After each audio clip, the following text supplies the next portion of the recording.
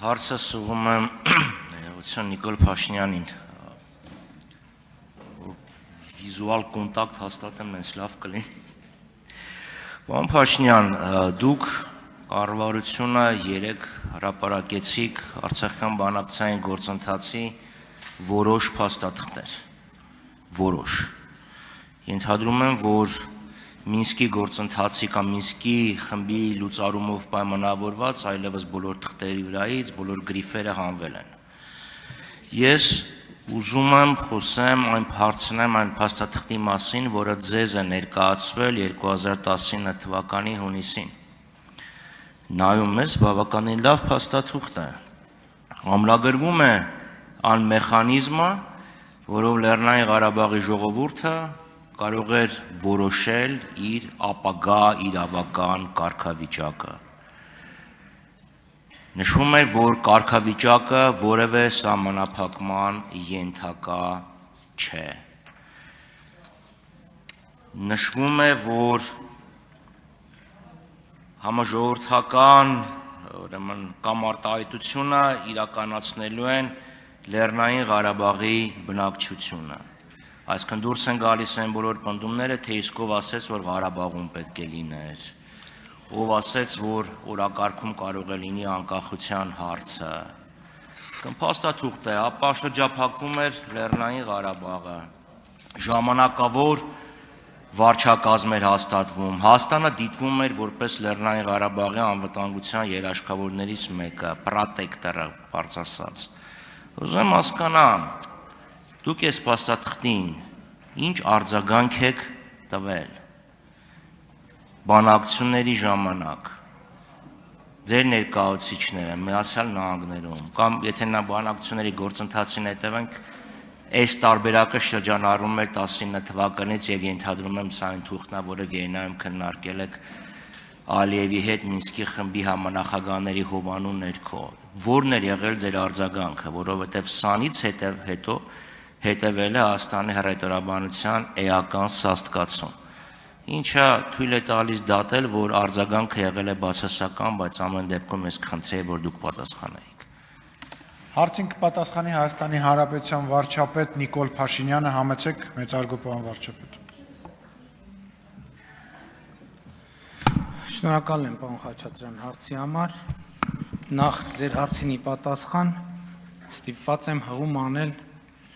Երուսաղեմում Իսրայելի թագավոր Դավթի որդի Սողոմոնի առակների առաջին համարին, որտեղ բառացիորեն ասվում է հետևյալը. ճանաչել իմաստությունը եւ խրատը, ընկալել հանճարի խոսքերը, հասկանալ խոսքի բարդ դարձվածքները, ընկալել խոսքի բարդ դասվածքները, հասկանալ ճշմարիտ արդարությունը եւ ուղղել իրավունքը, պարզամիտներին խորագիտություն, իսկ երիտասարդներին միտք ու հանճար տալու համար, որպեսզի դրանք լսելով իմաստունն ավելի իմաստուն լինի, իսկ հանճարեղը առաջնորդություն ստանա, թափանցի առակների եւ խորույն ասույթների մեջ, իմաստունների ճառերի եւ նրանց այլաբանությունների մեջ։ Սա գիտեք ինչի մեջ բերեցի, որովհետեւ շատ կարեւոր է առաջինը կարդալ եւ հասկանալ, թե ինչ է գրած, որովհետեւ այն ինչ որ դուք ասցիք, ուղիղ հակառակն է գրած։ Երբևէ որևէ բանակցային փաթեթում գրված չի եղել, որ ձեր կողմից նշված հանրաքվեն պետքա տեղի ունենա Լեռնային Ղարաբաղում։ Ընդհակառակը գրված է համաժողովրդական հանրաքվե, որը արտահայտում է Լեռնային Ղարաբաղի ամբողջ բնակչության ազատ կամ արտահայտությունը։ Եվ մեկնաբանությունը այդ թվում եղել է այն, եւ դուք կարող եք տեսնել նույն փաթեթում հրապարակված Սերժ Սարգսյանի նամակում դրա ակնարկը, որ ենթադրվող հանրաքվեն պետքա ըստ Ադրբեջանի մեկնաբանության պետքա տեղի ունենա Ադրբեջանի ամբողջ տարածքում եւ նրան պետքա մասնակցեն Լեռնային Ղարաբաղ, ինչ նշանակում Լեռնային Ղարաբաղի ամբողջ բնակչություն, նշանակում է նաեւ Լեռնային Ղարաբաղի ադրբեջանական համայնքը եւ այլն եւ այսպես շարունակ։ Ես չհասցրի գրի առնել, թե դուք էլ ինչ նկատի ունեք Բայց բացարձակապես ձեր մեկնաբանությունները տեղի չեն։ Էլ չեմ ասում սկզբունքային հարցեր, թե հանրակրվեն երբ էր տեղի ունենալու, տեղի էր ունենալու, թե տեղի չէր ունենալու։ Այն ձևակերպումը, որ չի կարող ունենալ որևէ սահմանափակում։ Չի կարող ունենալ որևէ սահմանափակում, այդ նշանակում էր նաև, որ Լեռնային Ղարաբաղ եւ Լեռնային Ղարաբաղի որևէ կարգավիճակ կարող էր եւ նախատեսված չլինել։ Իսկ թե Լեռնային Ղարաբաղի ինչ կարգավիճակ կարող էր նախատեսված լինել, դա ֆիքսված է նույն փաթեթում, արձանագրված ԵԱՀԿ 1996 թվականի դեկտեմբերի Լիսաբոնի գագաթաժողովում, որտեղ ասվում է, արձանագրվում է միջազգային հանրության դիրքորոշումը, որ Լեռնային Ղարաբաղը պետք է օգտվի ինքնորոշման իրավունքին եւ ստանա ինքնակառավարման կարգավիճակ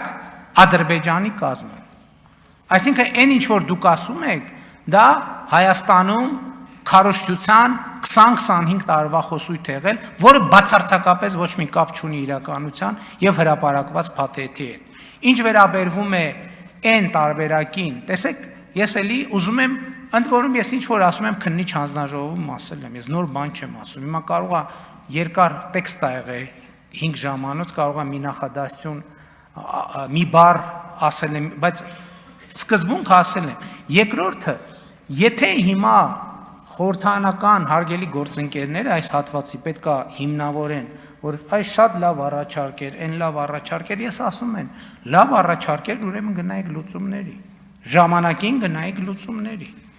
Եթե լավ առաջարկ ա եղել ու չեք գնացել լուծումների, ուրեմն դուք պետք է պատասխան տաք ժողովրդին, թե ինչի չեք գնացել լուծումների։ Իսկ եթե վատ առաջարկ ա եղել, ցանկացած հաջորդ առաջարկ նախորդից ավելի վատ ա եղել։ Եվ հիմա ի վերջո նաև ամփոփելով ուզում եմ ասել 2019 թվի փաստաթուղթը ինքը ինքնուրույն փաստաթուղթ չի։ Ինքը ինձ չի ներկայացվել որպես ԵԱՀԿ Մինսկի խմբի համանախագահողների նոր առաջարկ, որպեսզի դա ապացուցվի, այդ փաստաթղթի առաջին նախադասությունը սկսվում է «Мы президенты Ադրբեջանը и Արմենիի»։ Ես Հայաստանի նախագահ երբեք չեմ եղել, որ այս փաստաթուղթը ներկայացվեր ինձ։ Եվ այս փաստաթուղթը ներկայացվել է ինձ, իմ հարցումներին, իմ շեշտադրումներին ի պատասխան, որ լավ, հիմա որն է այսքան փաստաթուղթ կա, այս թվի, այն թվի, որն է ամփոփ նկարագրությունը Լեռնային Ղարաբաղի հարցի բանակցային գործընթացի իմ վարչապետ դառնալու պահին գոյություն ունեցած բովանդակության։ Եվ այս առաջարկը, ինչպես տեսնում եք, եթե դուք համեմատեք, կտեսնեք, որ պրոցեսները ցույց են տալիս իմ ասած ամբողջը, եւ դա արձանագրվում է նաեւ 2016 թվականին Սերժ Սարգսյանի գրած նամակով մի եզրագիծ եւ հաջորդ եզրագիծը, որի 2018 թվականի ապրիլի 17-ին Սերժ Սարգսյանը արել է այս ամբիոնից հայտարարություն, որը նույնպես փաթեթի մաս է։ Ընդհանրապես, որպեսզի կարճ ձեր ասածը տեքստի մեկնաբանությունը ընդհանրապես որևէ կապ չունի իրականության հետ։ Շնորհակալություն, արձագանք։ Պարոն Փաշինյան, ես իհարկե փորձում եմ իմանալ զբանը Սանջարը, բայց Պարոն Խաչատրյան չի լսվում, մի քիչ մոտ ես իհարկե փորձում եմ ճանաչել իմաստություն սխրատել իմանալ զբանը Սանջարը, բայց չեմ մեջբերի Աստվածաշունչը, բայց մեր դասարանի Հովսեփյան Մուրադն ասում էր սփխե չէ, մարտի 8-ը կտրում է։ Դուք սկսել եք բանակցությունները ձեր սեփական կետից։ Ինչ նամակ ա գրել Սերժ Սարգսյանը, իդեպ մի քանի տենց նամակ ա եղել։ Եվ ինչ հայտարարություն ա արել ԵԱՀԿ գործող նախագահը 96 թվականի դեկտեմբերին, դա մետաֆիզիկա էր։ Այս իրավիճակը, որը ստեղծվել է, եւ այս փաստաթուղթը, դա մեծ պայթյունից հետո ստեղծված իրականությունն է։ Եվ այդ իրականության մեջ դες առաջարկվել է փաստաթուղթ, որտեղ նշվում է, որ Ղարաբաղի կարգավիճակը ոչինչով սահմանափակված չի լինելու։ Այո, Ղարաբաղի ժողովրդին ընտրության իրավունք է տրվելու։ Ուզում ես լինես անկախ, ուզում ես լինել Հայաստանի կազմում, ուզում ես վերադառնալ Ադրբեջան, ուզում ես, չգիտեմ, Կոմորյան կղզիների հետ ինչ որ միասնական պետություն ստեղծես։ Նրանք էին ընտրում, ստեղ գրված է Նասիլենիա Նագորնո-Ղարաբաղը, Լեռնային Ղարաբաղի ժողովուրդը, իրանք են կամարտայտություն, իրանք են խոսելու։ Բնակչություն, այո, Նասիլենիա, բնակչությունը, այսինքն Լեռնային Ղարաբաղի բնակչությունն էր որոշելու, այլ ոչ թե Ադրբեջանը կամ Կոմորյան կղզիները։ Եվ վերջը, խնդրում եմ վերադառնանք իմ հարցին։ Այս փաստաթուղթը, որը ներկայացվել է կամ ձեզ կամ Արմեն Սարգսյանին, որտեղ ասինը թվի նախագահ Արմեն Սարգսյանն է, կամ ուղղակի մի հատ քարտուղարուի կամ թարգմանիչ սխալ է գրել։ Սրան դուք ինչ եք արել, ասել եք գնա փոխի վարչապետ Ցարքի նախագահի փոխարեն, ասել եք լավն է, բայց այս Նասիլենիան նարոդ Սարքի որն է եղել այս փաստաթղթին ձեր արձագանքը։ Դուք ինքներդ 18 թվին հայտարարել եք, որ Պուտինն ասել է, որ դուք դագավարասպասոբնի եք, չէ՞, 18 թվականին հիշում եք։ Դագավարասպասոբն։ Պայմանագրը ունակ։ Ուզում եմ հասկանամ, այս պայմանագիրը կամ այս առաջարկությունը, որը ներկայացվել էր, այս թուղթը, ձեր արձագանքը ինչ էր եղել, որովհետև այս իրավիճակը, եթե սա տեղի ունենար, մենք ունենայինք անհամեմատ շատ ավելի լավ իրավիճակ, քան թե մի իրավիճակ, որը ունենք այսօր։ Ադրբեջանի ապակառուցողականությանը կհակադարձեիք հայաստանյան կառուցողականության։ Չէր լարվի իրավիճակը, պատերազմական իրավիճակ չէր առաջանա, որը դուք հետո ասում եք, որ չկանխեցի, որովհետև դա թոկը կտրելու միակ տարբերակն է։ Վերջը, ասեք խնդրում եմ,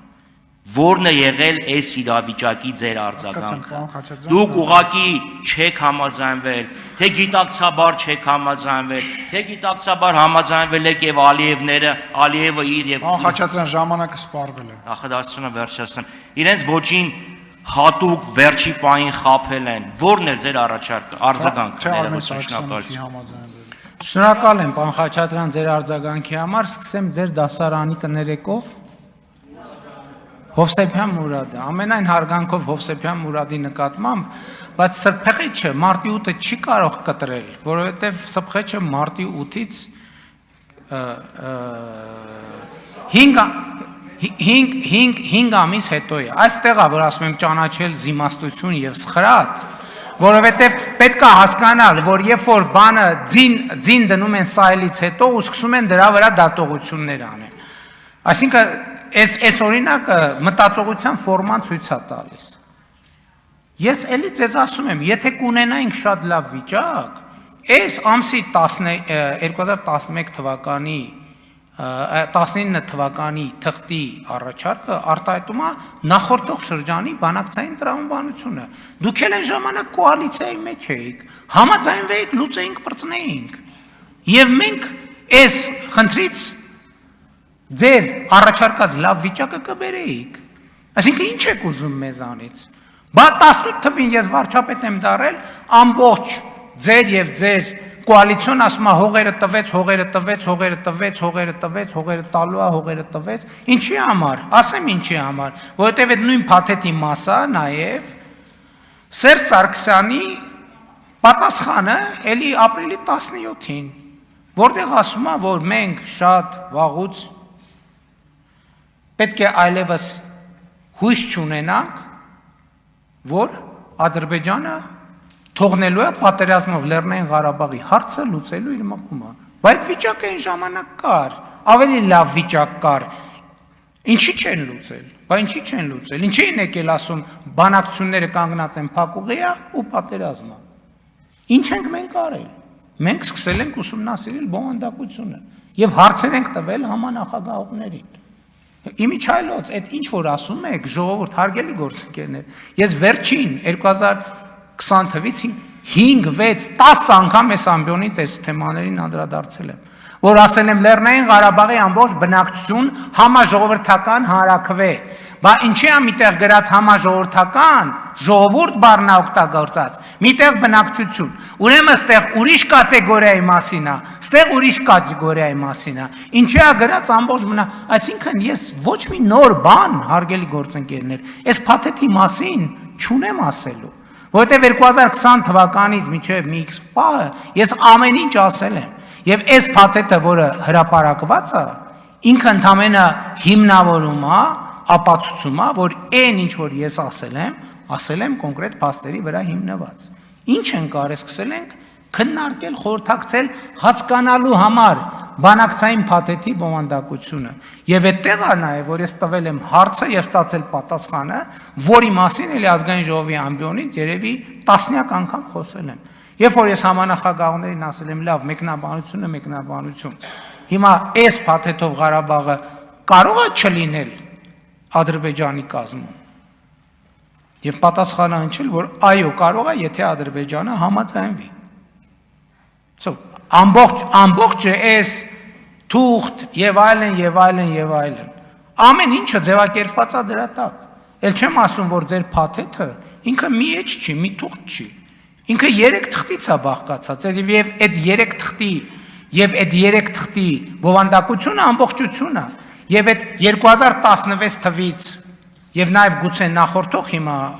չեմ մտաբերում, բոլոր փաթեթներում նախատեսված է եղել Լեռնային Ղարաբաղի այդ պահին գոյություն ունեցող կարգավիճակի լուծարում, որ պետք է այն ինչ որ բանը Սերժ Սարգսյանի դիվանագիտությունը ներկայացնում էր որպես հաղթանակ, Լեռնային Ղարաբաղի միջանկյալ կարգավիճակ, Լեռնային Ղարաբաղի միջանկյալ կարգավիճակը նշանակում էր եւ դա թղթերից ակնհայտ երևում է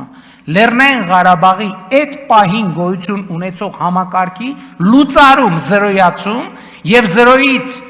հայ-ադրբեջանական առավելագույնը նոր համակարգի ստեղծում։ Ինչի՞ չեք ասում դա։